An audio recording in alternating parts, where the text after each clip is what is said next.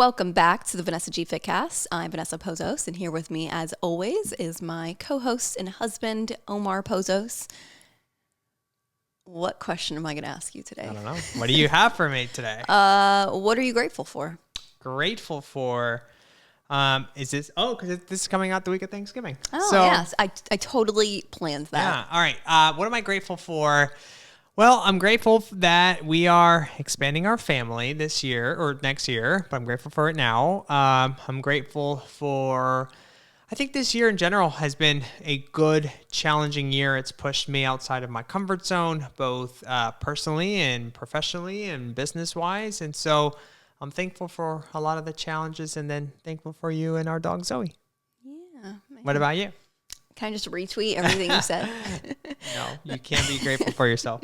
I mean, there's so many things to be grateful for. I was journaling about this morning because I was like, I need to set my mind right because I feel like I've been in that place where like my brain just wants to focus on the things to complain about because the reality is like pregnancy can be hard. There's definitely a lot of like, discomfort in it, like all the things that Omar's familiar with because I've been complaining to him too much.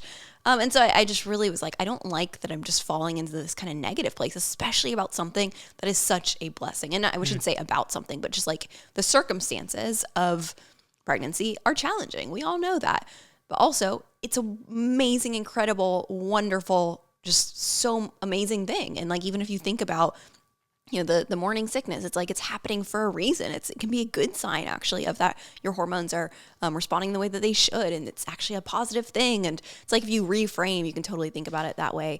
So that's where I did spend some time this morning, really just like stepping into gratitude and just thinking about even all the little things that it's so easy to overlook. Of like, I was reflecting on, just a couple years ago when we were in a 1-bedroom apartment, running a business. And it's like now we've, are in a 4-bedroom house we each have our own offices. And then we have a separate room for like a little guest room / mini gym. And it's like, man, how lucky are we to have this? Yeah, it's so easy just to like acclimate to your environment and just become used to it and no longer feel grateful for it. Yeah. The other thing that came to mind as you were saying that is we were talking about like, now that we have a baby on the way, I'm like, well, now we have to upgrade our car. And I'm like, how awesome is it that we can actually, we have the means to be able to do that. And our car is like it's a pretty older. We're not even upgrading a car. We're just getting a car. Yeah, we haven't had a new car. One car for a few years. Yeah, my car is a golf car. And so now I'm like, how amazing is it? Like, just 5 years ago, I'm like, I would have loved to just been like, okay, I'm in a position where we can actually buy a car. And now I'm like, well, I need this specific thing and I want the panoramic sunroof. I'm like, this is where now I get picky. But I'm like, there's so many things to be grateful for sure. Yeah.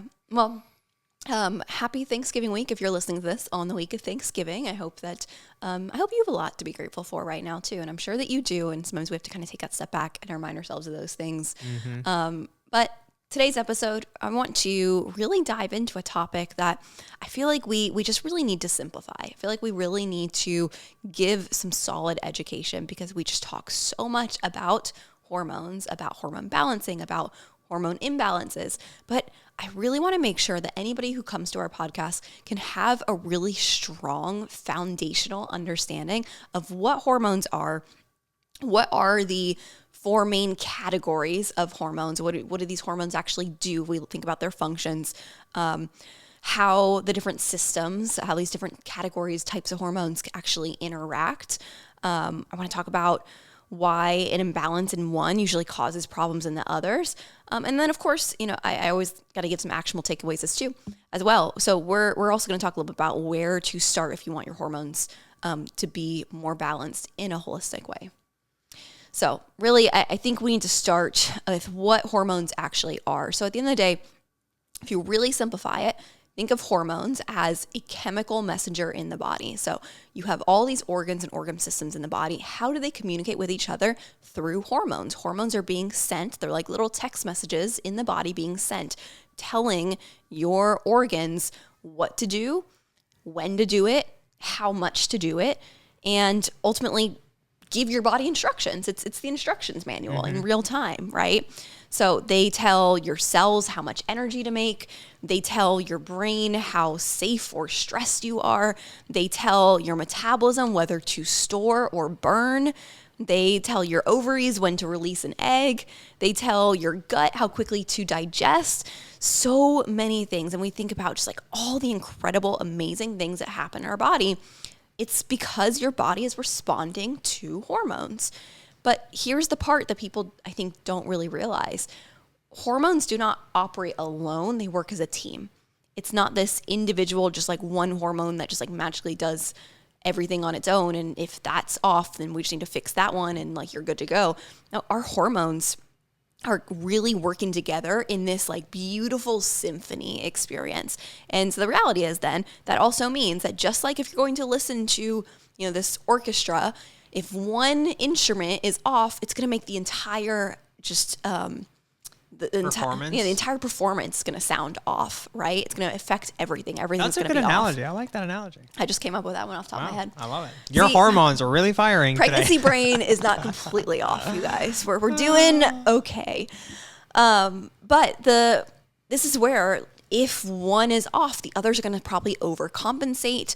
They're going to be thrown off. They're going to be affected because different hormones are also telling different hormones when to fire. Sometimes it's like this this downstream effect of it's not just a simple sends the text message of, okay, tell the organ system to do the thing. Sometimes it's one hormone's job is to tell another organ to release another hormone. Like there's so many different complexities to this. And this is why you might think, oh, I have a thyroid issue. And that's why I struggle to lose weight. I have a slow thyroid. I'm hypothyroid.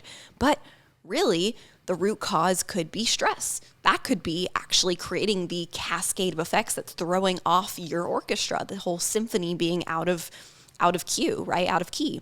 Or, you might think you have low progesterone. You might be like, that's my issue. I just need to fix my low progesterone. But it could be that the root cause is unstable blood sugar, and the blood sugar hormones are actually really what's more so the root of the issue affecting your progesterone. And you're not going to be able to just get the progesterone imbalance unless you get the blood sugar imbalance. You might think you have just cravings. You might even think of this as like an identity of like, I'm just this person who just like loves sweets. I just cannot get enough sweets. I just have a sweet tooth. I just have a sweet tooth. But the root cause is not just this like identity thing. Yes, we have to think about like the mindset piece. Yes, we have to think about like the habits, the lifestyle. But the root cause could be your cortisol. It could be your sleep. It could be stress hormones. So this is where once you understand, and that's where I'm hoping with this episode, you can really walk away with this really strong, just foundational understanding. You don't need to be a doctor, but I want you to understand foundationally what are the core 4 types of hormones and how they work together, because that I think is going to help really just make everything make sense for you. Can I ask a question? And I get this a lot, especially on a lot of the consultation calls that we get with new clients.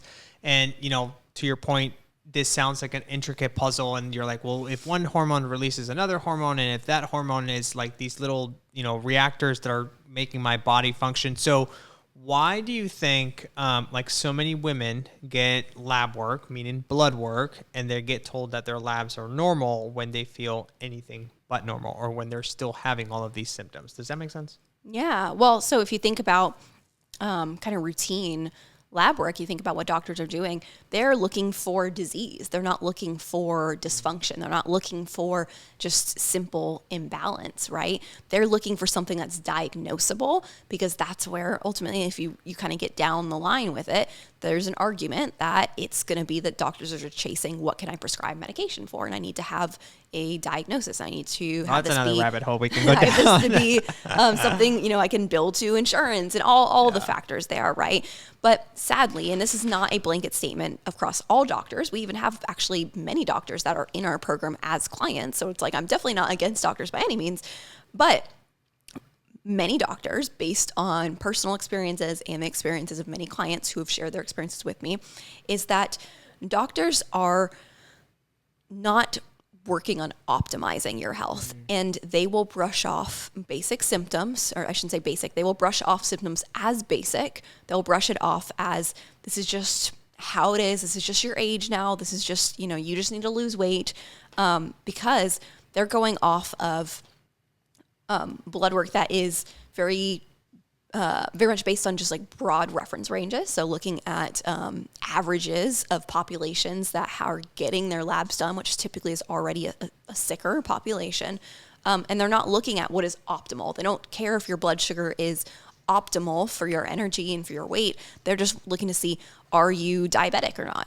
Like that's kind of like the line that they're looking for. Does that make sense? Yeah.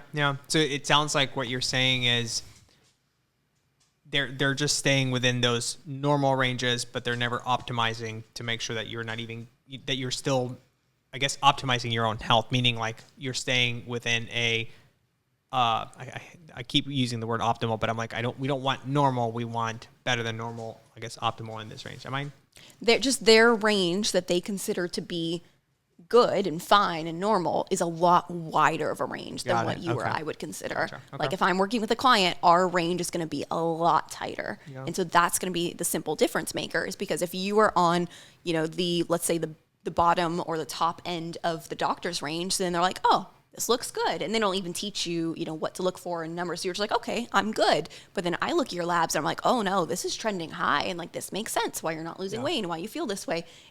That's the difference, right? Gotcha. Because if you continue to let it be on the, the high range of their considered normal, you're heading towards disease anyway, if we don't fix it.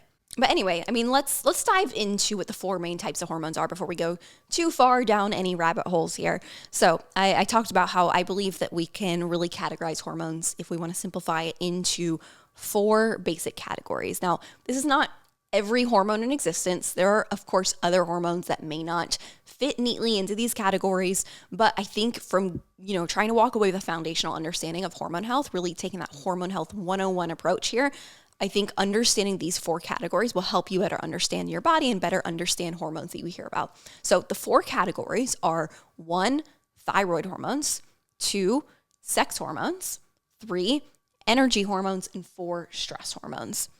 So let's kind of walk through each one and what they kind of are, what they do. So that first one being your thyroid hormone. So your thyroid, this is kind of like the gas pedal for your metabolism. So if we think of our thyroid hormones, T3, T4, TSH, free T3, free T4, we can kind of start to go down that rabbit hole. We're not going to name every hormone that falls into this category, but just giving you an idea here. So these are hormones that control how fast or slow your cells actually make energy. So this is where you might hear me talk often about the thyroid being the I like to label it like the master metabolism regulator. This is really actually regulating your metabolism in the sense of how your body uses energy. That's really what your metabolism comes down to, right? So these hormones are ultimately controlling your metabolic rate. They are controlling weight regulation. They're controlling not just weight, but they also will control things like digestion speed. This is why we often hear a lot of women who are hypothyroid also deal with things like constipation. This will affect cognitive function. So like you'll hear a lot as well from women who have some thyroid issues that they'll often talk about feeling a little more brain foggy and things as well. This can affect hair, skin, and nail health. So there's a wide amount of duties that these hormones do impact. But ultimately, when thyroid hormones are low or sluggish, everything feels slow. Common symptoms can be fatigue, weight gain. We talked about constipation, feeling cold all of the time. Like that's a big one for sure. I'll hear a lot of my hypothyroid girlies that are just like, oh my gosh, I feel like I'm just always cold. Like can be around a bonfire and I still need a jacket. And then, like we talked about brain fog. So some of that kind of like cognitive issues. But I think what a lot of women don't realize is that your thyroid is incredibly sensitive to our other hormone groups. That's why I want to start here as well, because a lot of women think thyroid is the root cause. Thyroid is the issue. They're like, I'm hypothyroid. I have Hashimoto's. Like, this is my problem. This is why I can't lose weight. I just need to fix my Hashimoto's. I just need to fix my hypothyroidism. The reality is, if your stress hormones are elevated or your blood sugar is unstable, your thyroid is absolutely going to be affected by that. So we could be trying to fix the thyroid, but if you also have these other things, you have unstable blood sugar, you have really high cortisol, you're really stressed out, then you can just continue to try and fix the thyroid. It is going to continue to end up back in the same spot over and over and over again, and you're just going to feel defeated. So thyroid struggles are rarely just thyroid struggles. The way, and tell me if this is correct, but the way sometimes I like to picture it is, this sounds kind of weird and gross, but I'm like, it's kind of like if you have a wound and you get that wound infected and you're like, well, I'm just going to put a little bit of Neosporin in it, or I'm just going to put a Band-Aid on it, or I'm just going to, I don't know, put some like a gauze on it so I don't see it. I'm like, well, yeah, but the problem is it's still there, right? Like we're never addressing that. So it still gets infected and it, creates inflammation, all that stuff. I did that one time in college. Did what? Did I ever tell you that story of like this was like my sophomore year of college when I was in my party girl phase? No, what did you do? This was like right before Christmas break. We went out, like my friends and I literally like we were leaving the next morning to go home for Christmas break. Yeah. And that night I was drunk and I was like, I'm going to race you guys to the bar. And nobody was racing me. I just was running and I face planted and got a nice bit like pretty bloody knee. And so I was drunk. I was just like, it's fine. And then like afterwards, I was just like, it's fine. I'm just going to put a Band-Aid on it. And then the next day I woke up and it was hurting, but I was just like hungover. I was like, whatever, I don't want to deal with this right now. And I went home, drove the 8 hours back home. Oh my God. And then literally like 2 days later it was infected. And I was like, oh, I don't think I handled that the right way. So anyways, don't do what drunk Vanessa would do. Yeah, so anyways, that is what happens when you're trying to fix your thyroid, but your blood sugar is your issue. No one's going to forget that now. That's hilarious. Let's talk about our sex hormones. So category number 2 here, sex hormones. We often think of these as our fertility hormones, obviously. This is also your mood hormones in a lot of ways. These are ultimately, for our women, these are our feminine health regulators. So this can include estrogen, progesterone, testosterone, DHEA, and these hormones impact so much more than just your period. And that's what I think a lot of women think of. They just think, I only need to worry about these hormones when I'm having a baby.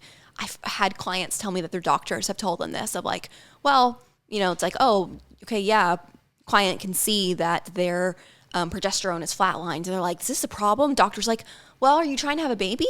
They're like, no. They're like, well, it's not a problem right now then. It's like, no, that's a problem. Like this affects a lot of things. Yes, obviously it affects your menstrual cycle health, but it also affects your libido. Like that's important. If you're married and you have a very low libido, that's a really hard time in a marriage. And I hear a lot of women talk about this. That's really, really tough. And you think about the stress that can create in a marriage. This affects bone density.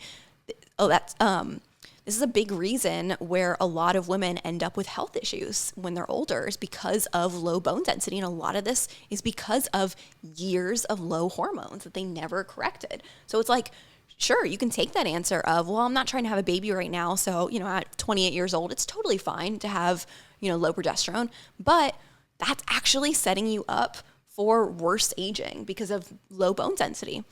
It's going to affect muscle growth. So that's a big thing. And a lot of women are like, oh, I don't really care to add muscles. No, you do need muscle though. Yes, you don't need to look like a bodybuilder, but you need muscle for health reasons. And that's actually going to come from your sex hormones primarily. But like we talked about mood, so anxiety and irritability, just really like stable mood is largely influenced by this category, our sex hormones. Skin health. How many women who come to us with chronic acne and we get their hormones imbalanced and they're like, wow, my skin's never been better.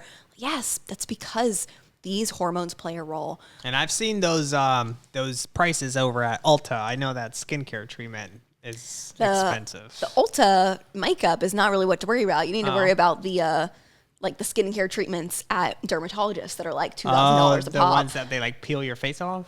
Those are interesting. Yeah, peel your face off. Isn't that what they do? They peel like the first layer. I mean, there are like chemical peels and things like that, but sure. We'll just go with that. They peel your face off.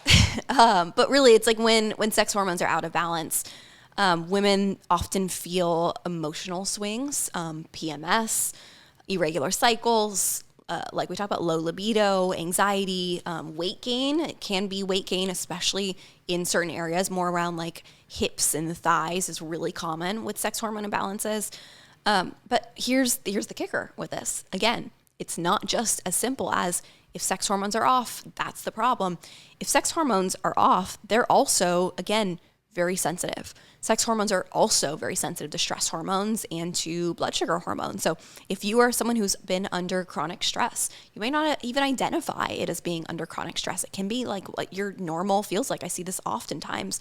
Or you could find that for some women who just have blood sugar that's been like spiking and crashing for a long time, your sex hormones are usually going to be really the first ones to react to this imbalance in the body. So that's where it's not as simple as just getting our sex hormones in balance. We have to do a lot of other work in the body too. Yeah. It's just so crazy how, like, I don't know. I mean, I think the female the body is a lot, obviously so complex, but yeah, like you can't just look at one piece of the pie, which is, I think, unfortunately what happens when we were talking doctors earlier.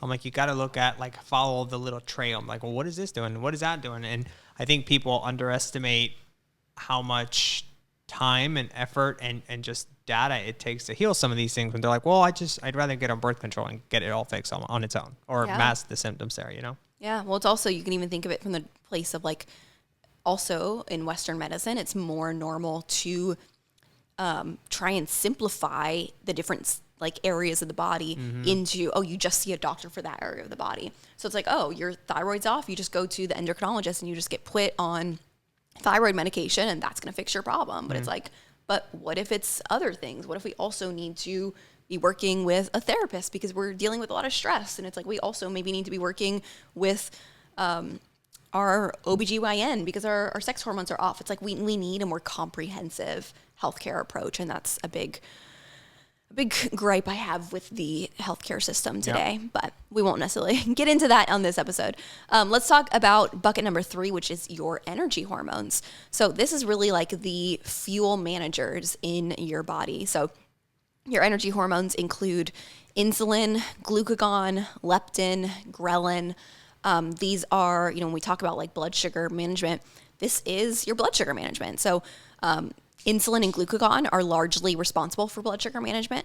Leptin and ghrelin are largely responsible for hunger and satiety. So again, when we talk about managing fuel, it's also managing the kind of like intake of fuel of like, okay, I'm hungry, I need more fuel. I'm full, I don't need more fuel. The tank is full.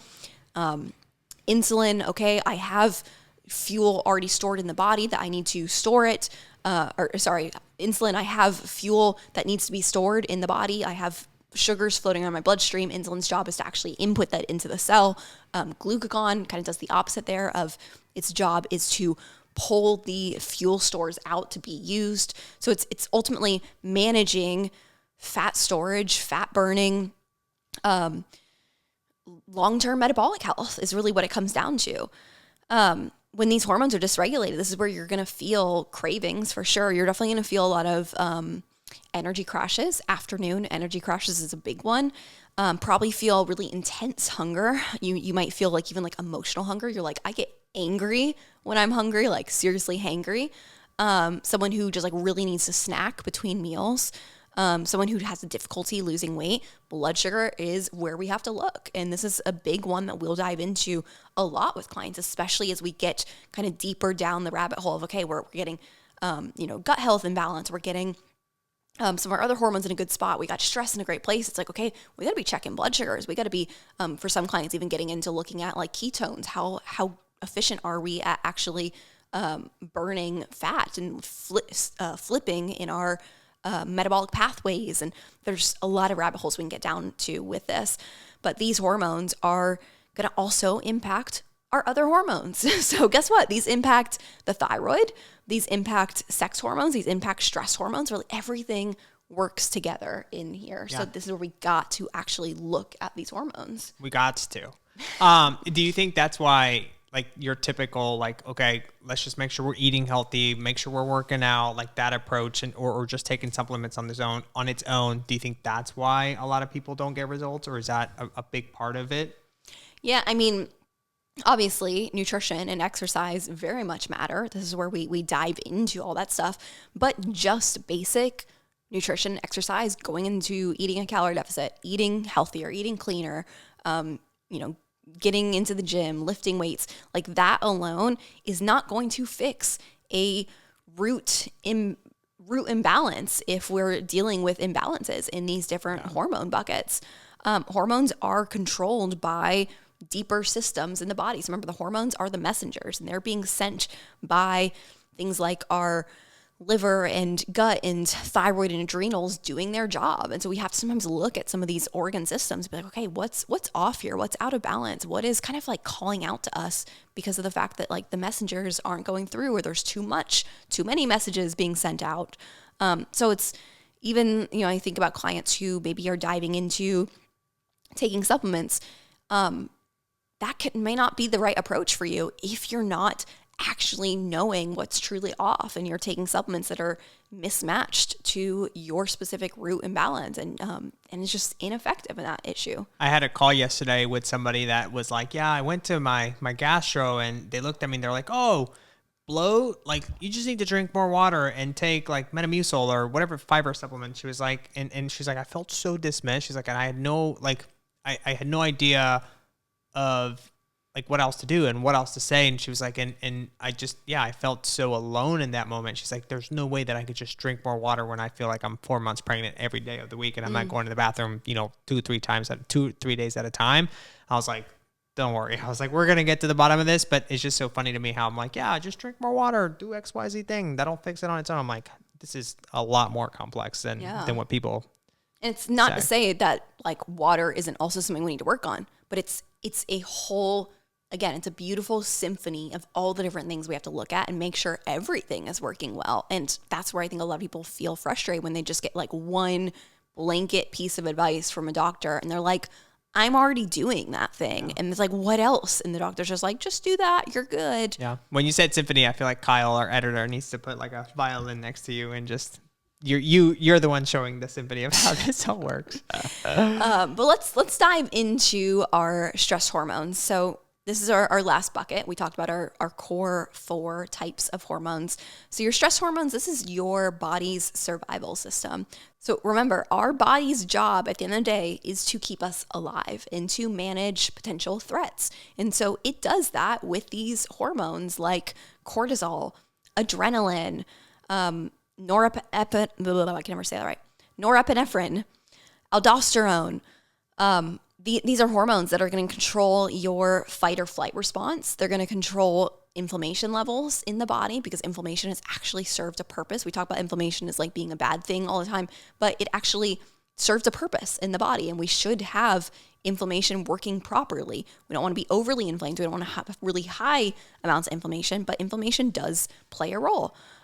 It impacts our water and electrolyte balance in our body. So again, survival, very important. It impacts our blood pressure. It impacts energy production during stressful events. So this is where kind of backing down through our categories of hormones. We talked about, thyroid hormones and sex hormones being very heavily influenced by our energy hormones, by blood sugar, by our stress hormones, by cortisol and some of these other hormones. And the reality is that's because this is often very much a root cause part of getting your body in a good place. I cannot emphasize enough that your nervous system, your ability to manage stress, your ability to help and support your body with the production of these hormones in proper amounts, not too much, not too little, this is going to absolutely affect your weight. It's going to affect how you feel, just like in day-to-day things. Feeling overwhelmed by small things is often a sign that these hormones are off. Anxiety, irritability, feeling like you just have like low resilience sometimes in certain things. Like you just like things happen and you're just like, oh my gosh, I get it. I feel you. I've been there with this stuff. It's not me judging you if you feel that way right now. This is the reality. So if your body is off, you will often find yourself feeling this way. But this is where we also tend to have higher level amounts of belly fat, especially more of that dangerous belly fat around our organs. We tend to have more poor sleep. And of course, we know that if we're going to have bad sleep, that's going to affect our weight as well. So there's a lot of things that can happen here. And chronic stress is absolutely going to deplete progesterone.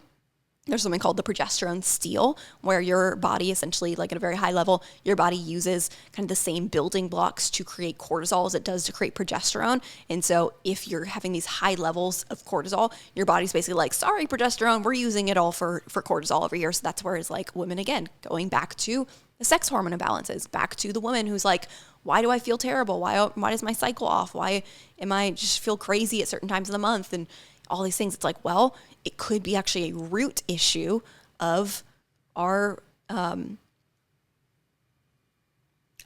stress hormones. So ultimately, the systems are all interconnected, is what I want to get across here. And I think, let me give you maybe a simple example of how one hormone category can trigger issues in the others. Can you do like a quick example of how it triggers, and then like how we go about fixing these things for people? I think that'll help tremendously. Yeah. So let's say that your stress hormones are high. We were just talking about that. So let's kind of run with that example. High stress hormones is going to disrupt our energy hormones. So high amounts of cortisol, typically cortisol and blood sugar, you can just think of them very simply as being kind of like BFFs. When cortisol is high, blood sugar is high. Very simple way of thinking about this is when your body is thinking, oh my gosh, we're under stress, your body's probably thinking we're going to need to burn some energy here. Whether it's like oh my gosh, I'm really stressed because I have this big project that I need to get done by tomorrow. It's like, crap, I'm going to have to stay up late. Well, your body's like, no worries, we're just going to release some blood sugar and keep you powered, keep you rolling, right? So it's stress hormones and blood sugar are going to be imbalances that happen in tandem. So now we got this blood sugar swing. Well, now we got the cravings, we get the energy crashes that are coming from that. And so now we're ending up in this cycle of blood sugar swings. So our energy hormones are now being disrupted. Well, we talked about how blood sugar disrupts thyroid hormones. So now what's happening, we talked about our thyroid being kind of like that metabolism regulator. Well, now your metabolism's slowing down. Your energy is dipping. You're gaining weight really easily. You're like, I just looked at that piece of pie and I put on 5 pounds.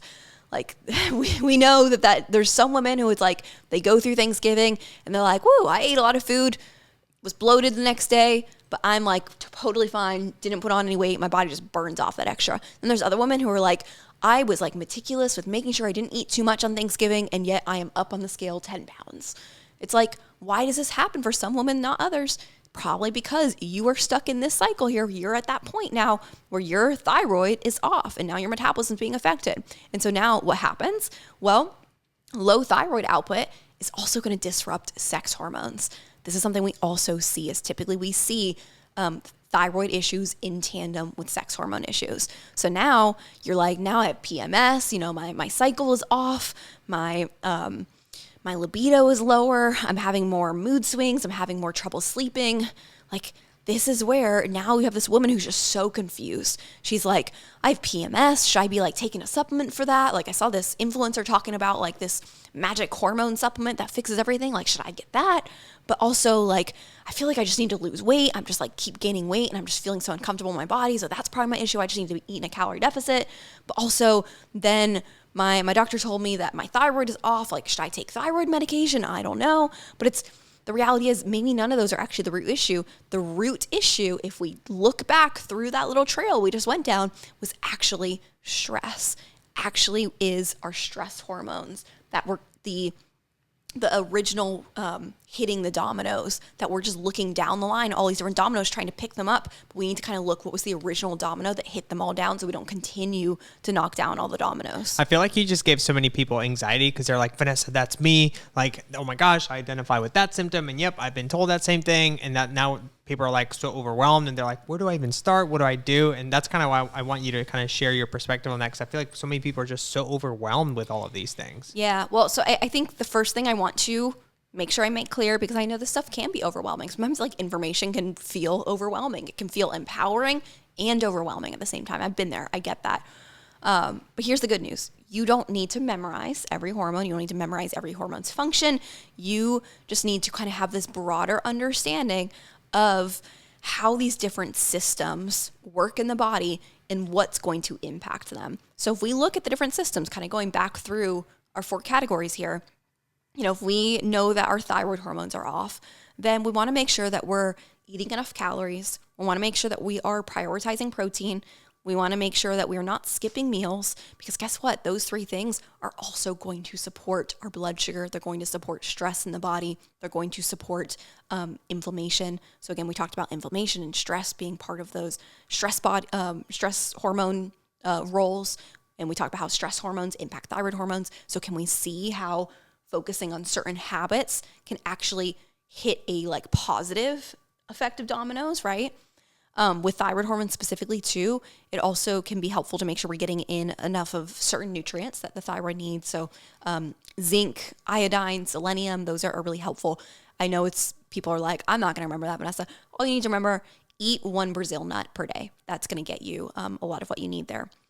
When it comes to our sex hormones, we also, again, we want to keep our blood sugar stable. So some of the same things we just talked about with thyroid hormones. We want to make sure we're eating enough. We want to make sure we're getting in lots of protein, prioritizing protein on our plates. We want to make sure we're not skipping meals. Like those things right there are very simple basics to help regular blood sugar. With sex hormones too, we also, this goes for thyroid hormones as well, but we want to make sure that we're thinking about lowering stress. Remember we talked about that progesterone steal of if your body is prioritizing creating cortisol, your main stress hormone, then it's not going to have enough of the building blocks to create some of those sex hormones. We also want to make sure that with sex hormones specifically, we want to make sure we're eating enough healthy fats. Sex hormones are created from cholesterol, which comes from fat. So this is where you'll often hear that, or like think of another good way to remember this. I like stories to help remember facts. So think about women in bodybuilding often lose their periods, and oftentimes because they're eating such low amounts of fat, they're not giving their body enough cholesterol to actually produce hormones as well. So that's one of many reasons why it's common for women in bodybuilding to lose their cycles. And also with supporting sex hormones, strength training is really important, especially when it comes to testosterone. Really need to make sure that we are strength training and helping our body in that way. When it comes to supporting energy hormones, again, same thing. We talked about blood sugar. Like this is going to be a key across all 4 of these, but really just making sure we are balancing our meals. We're eating enough protein. Some other things to think about are eating enough fiber. That also helps with kind of blunting a blood sugar response from meals. And just thinking about reducing snacking. Try and eat consistent meals at meal times. Don't graze throughout the day. It's not going to be a positive thing for blood sugar. So it's not going to support those energy hormones. It's not going to support things like leptin and ghrelin, like we talked about, hunger and satiety. If you're someone who you're like, I'm just hungry all the time, you're not supporting that by having the habit of just grazing all the time. We need to have consistent meals and retrain those hormones. And then when it comes to stress hormones, this is where you'll often hear me make these recommendations when it comes to things like our sex hormones, when it comes to things like our thyroid, all the things, because again, stress hormones is often the root cause of a lot of these other hormone imbalances. So when we talk about what to do for stress hormones, these are some of the most important things. We need to help your body understand when it should be creating hormones. How does it do that? Think about it. How does your body know when it's supposed to do something? Light. So morning sunlight. This is huge. If you can get morning sunlight in your eyes, and I know it's different for different people depending on like your schedule and the demands of your schedule, do the best you can. Like golden thing would be within an hour of waking up, get outside and get sun in your eyes. Sunlight is so important for telling your body what time it is. And then bonus points if you can do that at the end of the day too. If you can also get the sunset in your eyes, like getting both of those 2 things to bookend your day helps your body clearly understand what time it is. And that is so important because hormones run on a clock in the body. So that is like a very, very simple thing to help your body with regulating these hormones, but also managing our stress. How can we manage our stress? Deep breathing is a really simple, highly studied habit that you can put in place that actually really works. People overlook this, but it really, really works. So much research to support this. Walks, going for gentle walks, silent walks. So not trying to like multitask on your walks, but actually just relaxing walks, being in nature. That's really helpful. Sleep, so important. So important. Your stress hormones are going to respond to sleep. You're going to have a disrupted cortisol rhythm if you're not sleeping well. And then I would also just say boundaries. So setting boundaries in your life, kind of know what might be causing stress for you that you are giving that away, whether it's people in your life, work? Is it more of even just like a mindset thing of like the way you're thinking about things? I talked about at the beginning of this episode, like I have to do a lot of this work right now because definitely can find myself getting into like, woe me mindsets over silly things. And like we have to manage that because that is going to, our thoughts are going to impact our body's release of these hormones. So small shifts, small habits here, but really just think about that list that I just gave. Any one of those, if any one of those you're like, oh, I'm not doing that, or like, oh, that's an area I could work on, maybe just start there. Regardless of which category it's in, it's going to impact the other categories because like we talked about, these hormones do work together. They do work in that orchestra. Mm-hmm. So I hope that this is helpful for you guys to kind of have a better understanding to understand why you need to do what you need to do with your hormone health, how to better have these conversations with doctors or coaches or whoever you're kind of going to about this, being able to better understand the why and better understand what might be happening in your body. But I want you to really understand and kind of have this be your takeaway from today. Your hormones are not the enemy. They are messengers. They are messengers and they're just trying to do their job of communicate in your body. And when you understand how these 4 core types of hormones work together, you will actually start to understand the story that your body is telling you, that your body is trying to tell you, the message that your body is trying to tell you. So if something feels off, just remember it's not a failure. It's just a message. It's purely just a message. It's communication in the body. And when you address the root cause, everything starts to shift. Your energy improves, your cycle regulates, your weight becomes a lot easier to lose or manage, your mood stabilize, your stress feels more manageable. Hormone healing it's not about just perfecting one hormone that is off. It is about supporting the entire system, and it's a lot simpler than you might think. So I hope that this was helpful. If it was, do me a favor, send this to a friend, spread the word. And if you're not already, make sure that you subscribe so you never miss another episode. We put out a new episode every single week. We're going on, I think, like 6 years now. Yeah, it's like 251 episodes, which is a long time. And we're getting old. All right, guys. Thanks so much for listening. We'll be back next week with another great episode. Bye, everybody.